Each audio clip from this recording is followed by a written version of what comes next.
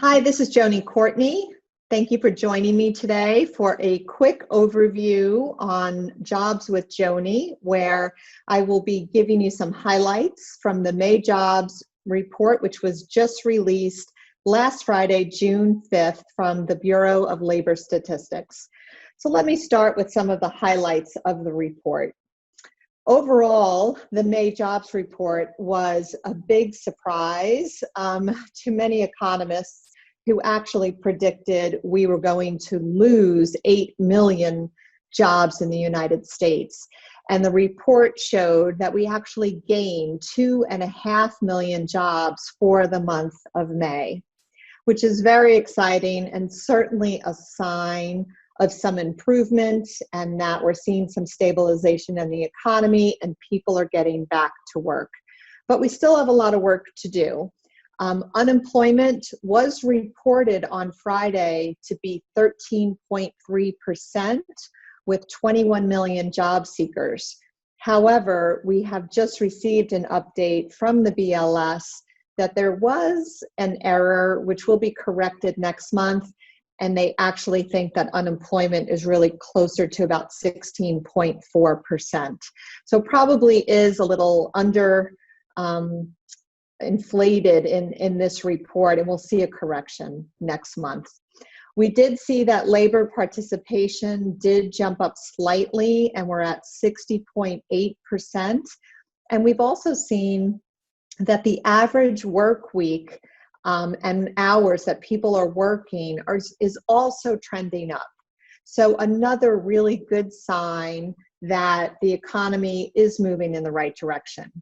So let's talk a little bit about where those specific job gains were. And if you take a look at the 2.5 million job gains that were reported for the May report, you can actually see that if you take out the government sector, we did see 3 million jobs created.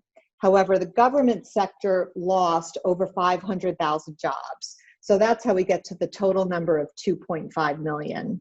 We saw some very strong gains in construction as construction workers became more essential workers and came back to work in May. That number was boosted by 464,000, which was really a great sign. Manufacturing also came back to 225,000 jobs added for the month of May. And we're going to talk about manufacturing in just a minute because we think there's more opportunity certainly in this sector, but there's also some challenges with getting people back to work in manufacturing. Mining lost almost 20,000 jobs. On the service side, we did have some big numbers. Certainly the biggest number that jumps out on you on this page is leisure and hospitality. They gained 1.2 million jobs for the month of May. Now you have to remember, this is the sector that lost over 7 million jobs in April. They were hit the hardest both in March and April because hospitality and travel and restaurants just really shut down for those months. But a good sign to see some of that coming back, and those furloughed workers are coming back to work. So a great sign there. The same for healthcare and social assistance. I'm seeing that the non-essential healthcare workers are coming back to work. So a great increase of 390,000 workers. And retail trade was also very positive. 367,000 workers came back to work in the month of May. Now, all of the sectors seem to be moving in the right direction, except we did see a decline in transportation and warehousing, which was down 19,000. That is expected to tick back up next month. So a lot of growth moving in the right direction, but certainly when you compare the 20 million jobs that were lost in April and the 3 million or 2.5 million that were added back in May, we still have a long way to go, which leads me to our unemployment rates. Unemployment is certainly something that we are very zeroed in on right now as an economy.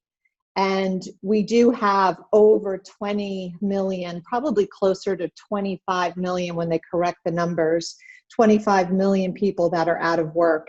Many of those people are in that leisure and hospitality sector. Unemployment currently is at just about 36%. And previously, this was a sector that was performing so well. You can see last year, it was at 5%. So we have a lot of work to do to get all of those furloughed workers and laid off workers back to work in this sector, but it is projected that it's going to take some time, certainly for travel and hospitality to come back. Construction still has close to 13% unemployment, manufacturing 11.6, transportation 14.2. You can see the numbers here, just really high numbers for unemployment. The financial activity sector is up to 5.7%. You can see from last year, they were the lowest, down at 1.7, almost impossible to find someone working in that area. So every sector has been impacted in one way or another. And obviously it's going to take some time for this to come back to the levels that it was previously at. So I did want to share a few highlights and insights from what we're seeing at EmployBridge and also what we're seeing, just based on these numbers. So I'll start with kind of the numbers. Over the last 11 weeks, we have seen 42 million Americans file for unemployment due to the coronavirus pandemic. And certainly that number is hard to get your head around, that 42 million people have been impacted. We know that for many of them, they are coming back to work and it's temporary, but as I've mentioned, many of them are still furloughed or laid off and now searching for new employment. So we as a country really have to focus on getting people back to work. So we lost 1.3 million jobs in March. We lost over 20 million jobs in April. The May job report showed that great rebound, but it is going to take some time, certainly through the rest of 2020, and the economists are predicting certainly into 2021. Now, one of the challenges that we are also having right now in specifically the manufacturing sector is that even though we saw over 200,000 jobs created in manufacturing, we do know at EmployBridge that we are having a challenge in some places in manufacturing where the workers are making more money on unemployment, and it is difficult to get people to come back to work. Certainly, some are still fearful of the virus, which is understandable, but there also is that challenge of the $600 unemployment stipend is not giving anyone really an incentive to rush back to work. Now, that incentive is expected to end in July, and we do believe that if it is not extended, that will ease some of the challenge that we have right now in getting people to actually, be interested in work, accept jobs, and absolutely show up to start to work. Now, most of the increases that we see at EmployBridge really are in retail distribution, which is very strong right now. And that's where most of those job gains were, because we do see that, the retail jobs and the normal brick and mortar stores certainly have not come back. But distribution continues to be strong with the increased e-commerce need, and we expect that is definitely going to continue. We've also seen food manufacturing and food delivery services are very strong right now. Manufacturing again is coming back, and we also see that the automotive sector has started to pick back up and ramping up, and that is a very positive sign for the overall economy. So most of the layoffs, have certainly been in that hospitality and leisure sector that we talked about, the retail brick and mortar.